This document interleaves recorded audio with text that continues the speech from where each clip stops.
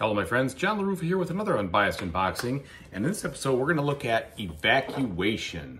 Alright, let's see what's inside. Okay folks, and as usual, please like and subscribe to my YouTube channel if you haven't already, and if you have, I really do appreciate it. Thank you so much. So, as usual, on the back of the box, I love the fact that I get all my components, I get all the look of the game. That's awesome. Perfect. And I'm a big fan of Mr. Suchi's designs. I have been for many years. I've got a lot of them actually in my collection, so this was a very exciting game for me to see, and it came to my flags months earlier than I expected. So, snatched up a copy. All right, now let's see what we got. So, it's all packed into one side here, but we have a score sheet. We have some of these. They look absolutely candy-like. Little discs, very similar to the shape and size and feel of Underwater Cities, as are the card sizes here and these different cubes. So, lots of stuff there.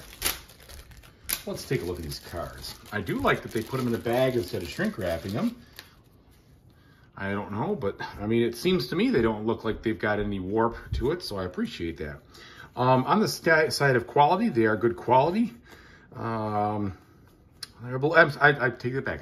They feel a little thin. They do have kind of like a little glossy look to them, but they do feel a little thin. I'm going to definitely sleeve these. Whoops. So it looks like here, in general, they went for function over art, right? You got some icons, you got some English words, but you know what? The key I like is that it's in English. So I don't have to worry about learning a million icons and trying to sort it out. So I appreciate that. It's all in English. All right. Next set of cards here. What do we got? Okay.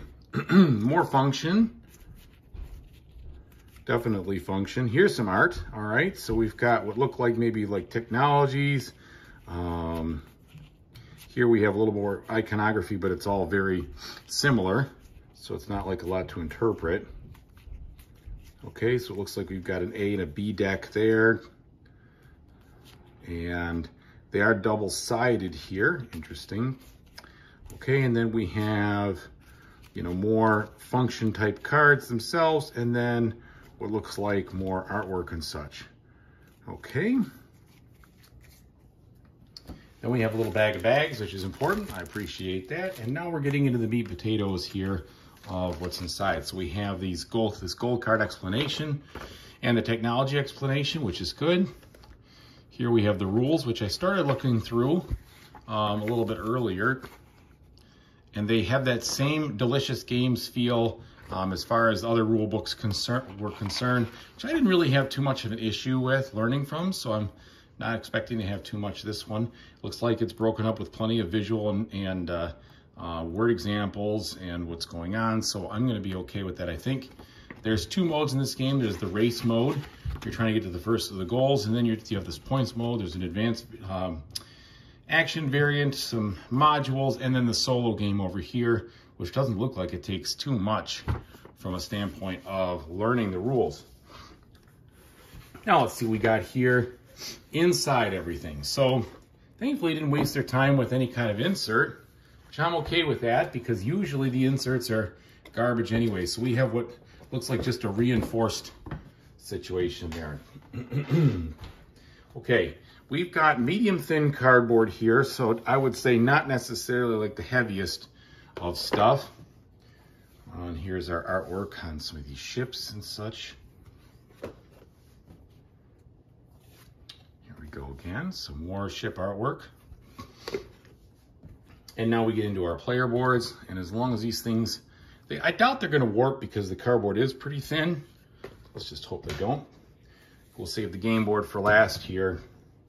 We've got what looks like technology tiles and more of the ships. Yep, and so these are coming out pretty easily. I don't think there's going to be any issues. Shoot, this board just came right out on me while I was holding it, so no problems there. And I don't know exactly why they are double-sided. We'll see.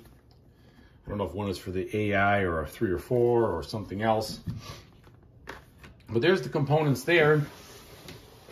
And let's go ahead and take a look at the board as a final. The board itself is single-sided from a gameplay standpoint, but it does have the artwork on the back, as you can kind of see. Let's just flip it over to look at the gameplay here. It's an interesting long fold kind of board. So a lot longer and narrower than most game boards. It does lay flat on putting it out there, so I'm happy about that. And it looks pretty good. Looks interesting. You know, it has that Euro-y look to it. And I think, you know, from a standpoint of pleasant, it does look pleasant. It looks fun. Looks like there's interesting stuff that's going on over here. So, I mean, the game board itself kind of drew me in when I first looked at this game. And I see, you know, it still looks pretty interesting here. So that's about the size of it. Thanks again so much for watching, everybody. I really appreciate it. And whatever you do in the future, I really hope you have a fantastic time doing it. Take it easy.